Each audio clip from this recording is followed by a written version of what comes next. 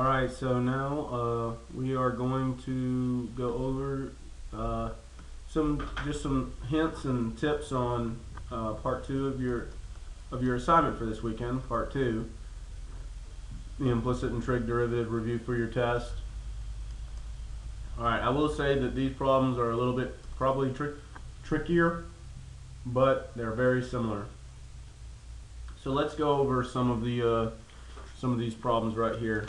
So I'm going to break them down, and then I'm actually going to work them out, but I'm not going to show you the answers till a later date.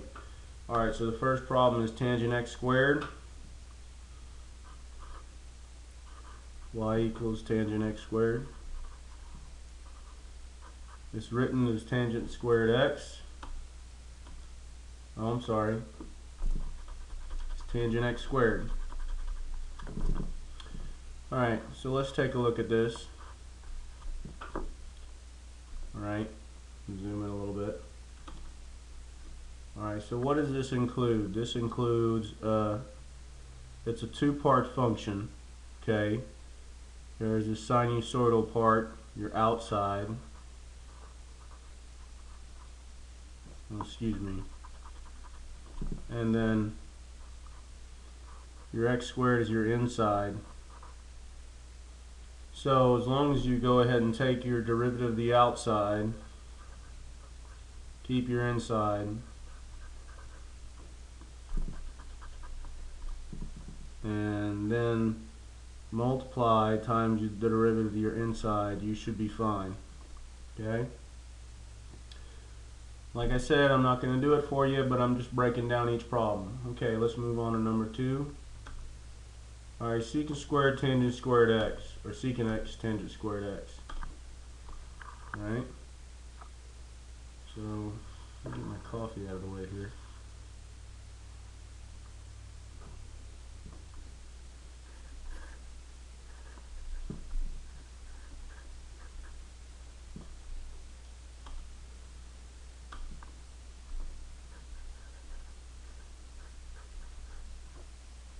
Okay, this one is also a little bit tougher, okay, because secant x needs to be written nicely.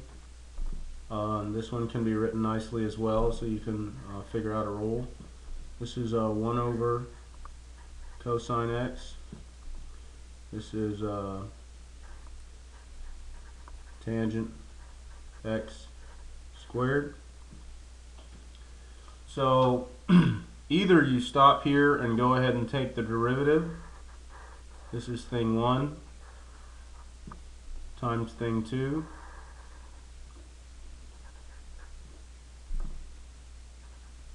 So it's a product rule. Alright, so we know d1 times 2 plus d2 times 1. Okay, but here's the issue and the decision you have to make. This can be done two different ways. Okay, this is a quotient rule as it is, top and bottom. So you would just, when you take the derivative of this, you would go off to the side and do a quotient rule. Okay, now, well, that's just a regular chain rule. You can't write that any different. But this quotient rule can be written differently. So either you take the derivative of this right here, or you're going to take the derivative of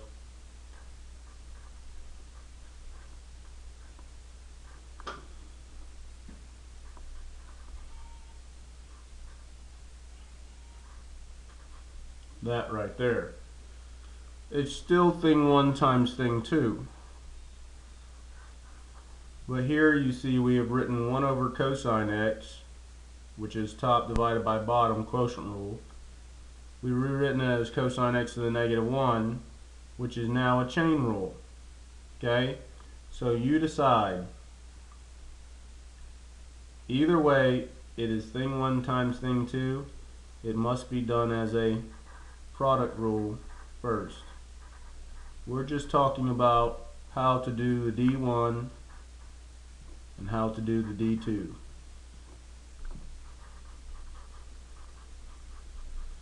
Alright, very well. Let's talk about number 3 on your review there. Okay. Number 3 is xy times x sine x.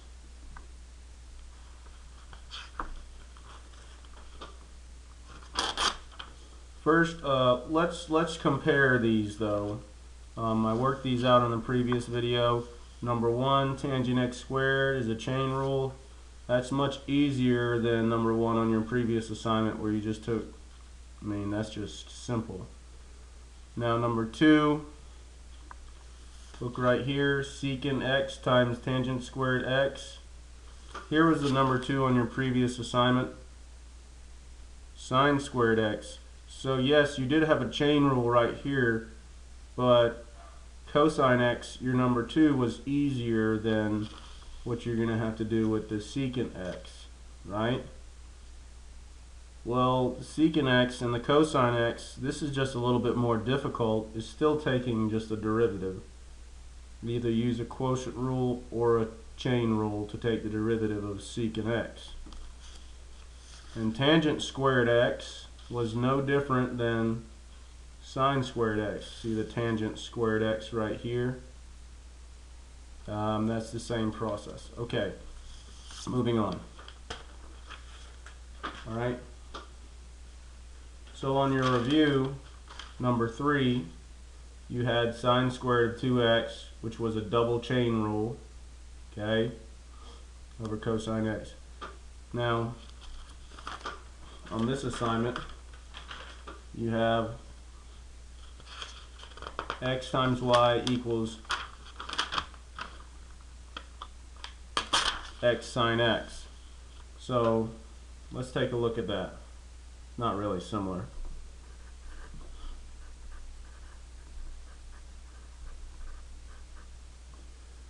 Alright, so this is thing 1 times thing 2.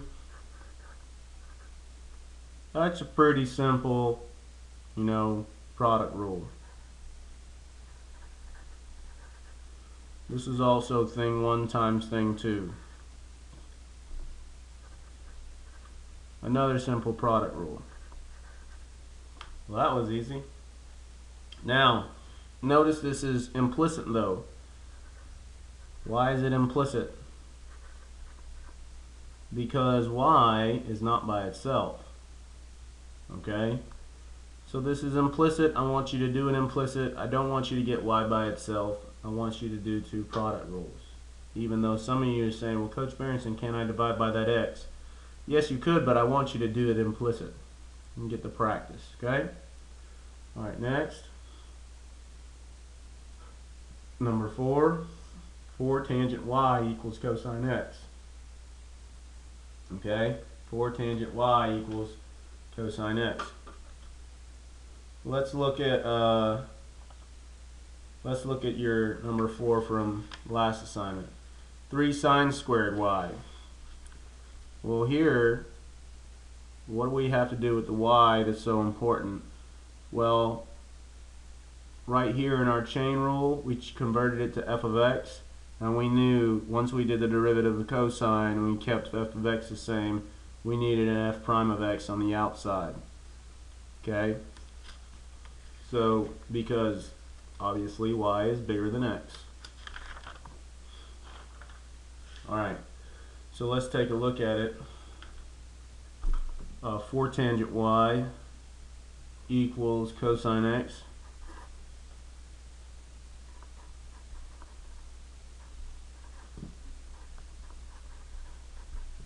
Alright. Once again, anytime I'm doing an implicit, I didn't above, excuse me, I apologize, but I really want to write it like this. Now this multiplying constant is just going to come down, right? Tangent is your outer function. F of x is your inner function. You're going to do the chain rule. And this is simple. Okay? I've been distasteful, sorry.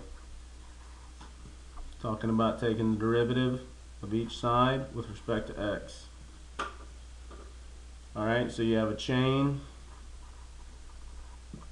and that's just a simple. We don't have to give that a name. It's easy. Alright, next, breaking down number 5. Alright, number 5, 5x squared minus 6x squared equals x. 6y squared, my bad. How is this different from number 5 on your previous assignment? Well, let's take a look. Whoops. Alright, number 5 on your previous assignment was 9x squared plus 16y squared equals 9. Well, notice right here, it was x to the 0, so it became 0. That's basically the only difference. On this problem, you have x, and when you take the derivative, you want to do this implicit, so if you want to be careful, you write that as f of x squared. Alright, equals x. When you do the derivative to this part, we know we're just going to get 1. That's the only difference. That's it. Alright, this is just a regular power rule. And this is a, this is a multiplying constant, just like the 5. It's just going to come straight down after you do your, what is this? This is a chain rule.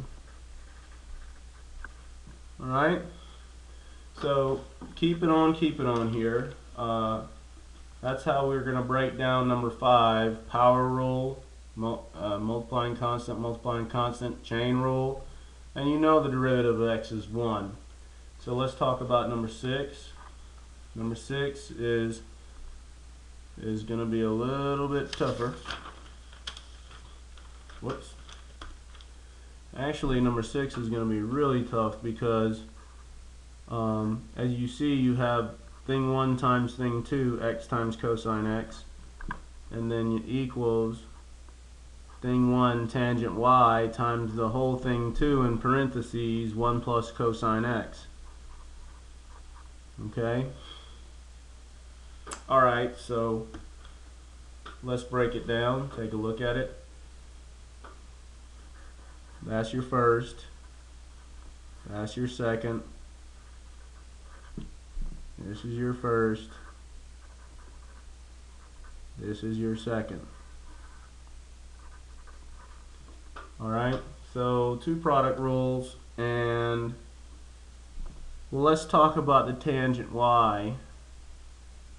When I do the derivative of tangent y over here,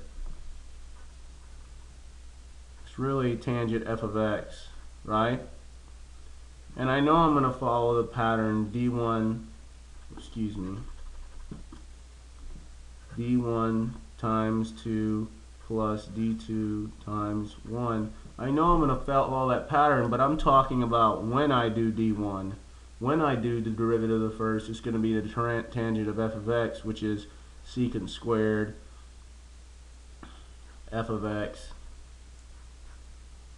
Now the derivative of that inside is f prime of x. Alright. And then I convert it secant squared y, and I can put the y prime wherever I want. I'll just do it right here, times y prime. Alright, so yeah, that's about the only tough thing about number 6. I don't know why I built it up to be so difficult. It's not. Okay, and now let's move on to number 7 on your assignment. 7, 4 sine y equals cosecant x.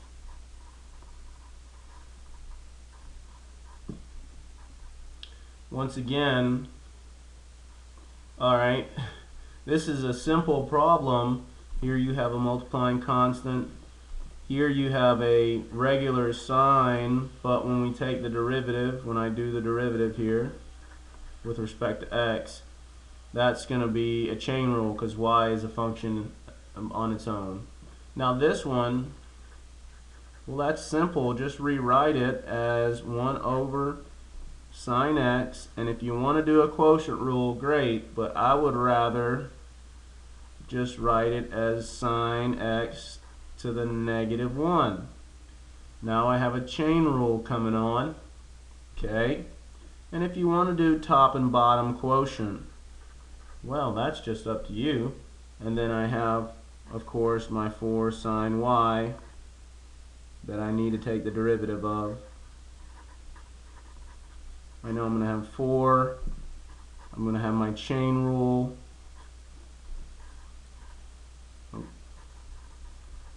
And then I'm going to have, here's my outside, here's my inside. There's another, it's going to equal another chain rule. Okay? So yeah, it's not that difficult. You just have to trust your chain rule and, you know, do this process to rewrite it, and you know, that's it. That's about it. Fairly simple. Alright, number 8. Man, I'm kind of wishing I gave more challenging problems over the weekend. Alright, so number 8. And I'll have all these worked out for y'all tomorrow when you check your work. We're just going to check here. Alright, so let's take a look. What was it? Number 8. Alright, I tweaked the earlier number 8. xy cubed plus 3y squared plus 3x squared y equals 0. So here we go. Well, we got a lot of product rules, right? That's thing 1 times thing 2, and that's just a multiplying constant, and this y squared is really f of x squared. Let me rewrite it. So x times f of x squared plus 3 times f of x squared. Oh, that's cubed, I'm sorry. Alright, and then plus 3x squared f of x equals 0. Now let's start from the right hand side. That's 0x to the 0 power, so you're going to multiply and get 0 again. This is thing 2, this is thing 1. If you want to include the 3 or factor it out, that's up to you. Thing 1 times thing 2. Or, for some of y'all that don't like the factoring, this is thing 1. Okay. And then this is going to be a chain. That's your out. That's your in. Remember, when you take the derivative, leave that inside the same. Take the derivative of that something squared, it becomes 2 times f of x, then take the derivative of the inside. Alright, and of course you don't leave out 3. Now here's another thing 1 times thing 2. There's your first, there's your second. Alright, so there you go. Broken down number 8. Let's take a look at number 9, or actually number 1. So number 1 is going to be, oh, my dogs are barking.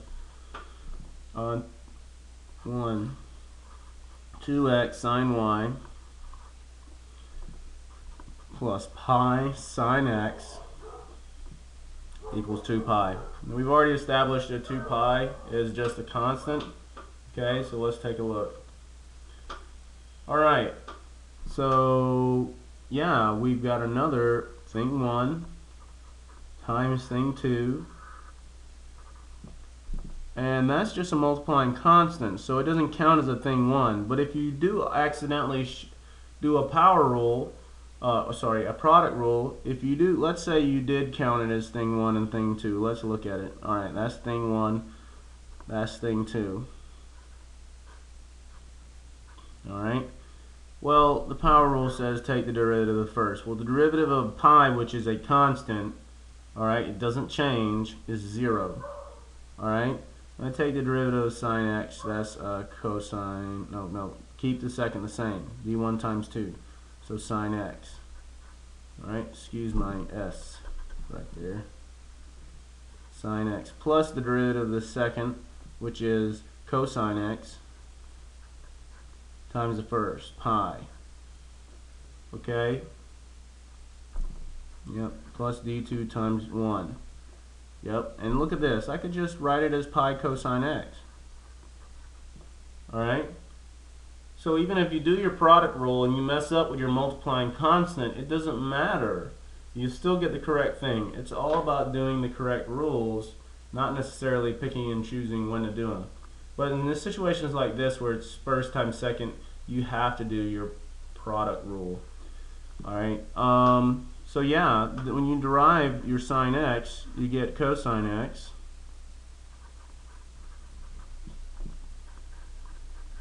And the pi just comes down.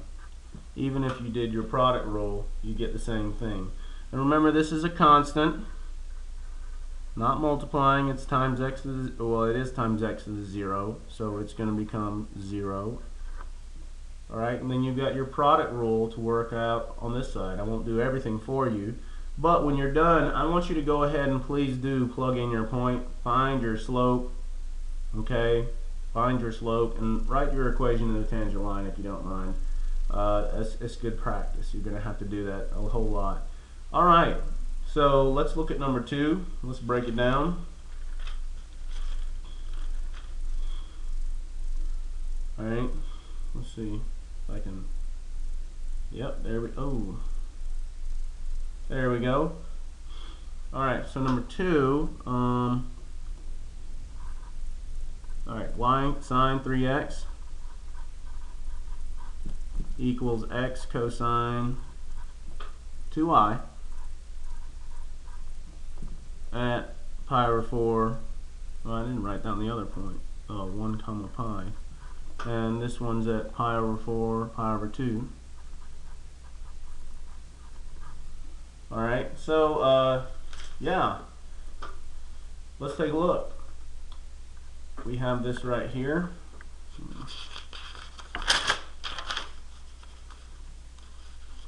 There we go. That's thing 1. That's thing 2. Alright, so you know what to do. d1 times 2 plus d2 times 1. That's thing 1 and that's thing 2. But we know that we are having y's that are not by themselves, so we know that we're going to have to do some, and you can watch the first video or look in your notes about how we isolate y prime, but y'all know how to do that. Alright, so there's not too much to be said about this one except for, let's see if I can find that other problem that we just did. Let's see, it was the sine, yes, the cosine 2x. Let's take a look. Alright, so what we ended up with was, oh, I'm sorry, here. So here was the second, it was a cosine 2x. Alright, and it was on the right side, so this was d1, this was 2, and this was d2. Look, that's the derivative of the outside, keep the inside the same. And since the inside is more than x, I take the derivative of the inside. Once again, that's a chain rule, because the inside is more than x. Please recognize chain rule right here. And obviously that's a y, but even if it wasn't a y, it'd be a chain rule too, because it's more than x. Alright, so good luck on that one. And then number 3, let's see what we get. Alright, just another, number 3 is just like essentially the same thing as, let me show you the video that I did earlier. Whoops, I don't want to look at part 1. The video that I did earlier. Where is it at? Oh, I don't have the right page. Oh, here we go. Alright, so number 3 is x squared times y cubed on your new one. Well, that's pretty much the same thing. X squared times y cubed on the one you're doing is, that's thing 1 times thing 2, so do the product rule, isolate your y prime, and you should be good to go. Alright, so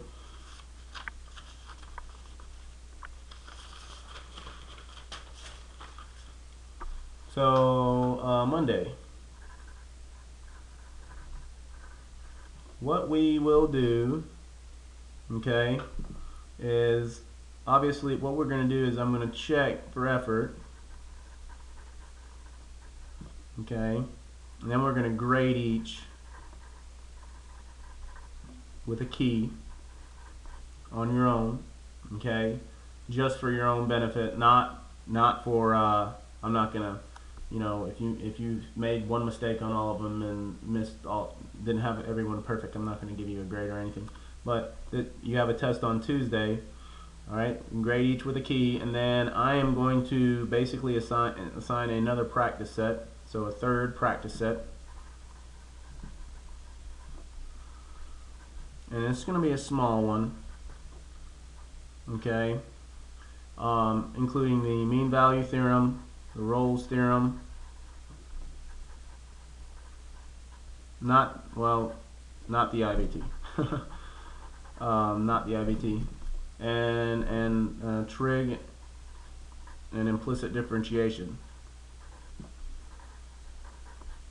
Okay, and due Tuesday.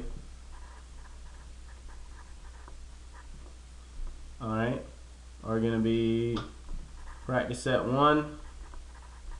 Please staple when you get to class, and you know, and all that, and practice set 2 and practice set 3.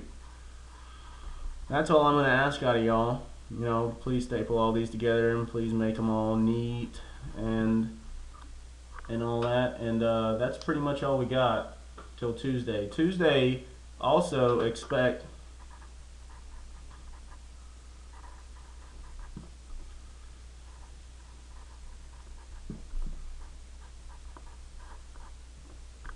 a short take-home quiz Tuesday.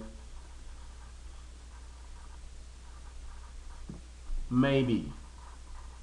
The reason I'm giving you a take-home quiz is that we haven't had a quiz yet this unit. We haven't been able to get to it. So I want you to be able to show me your stuff. And since I promised a take-home quiz for this weekend, I want you to get a hold of a take-home quiz at some point for this unit. I want you to show me your stuff, and you know, for accuracy and whatnot. Okay? And sorry. That's all. Appreciate ya. See you tomorrow.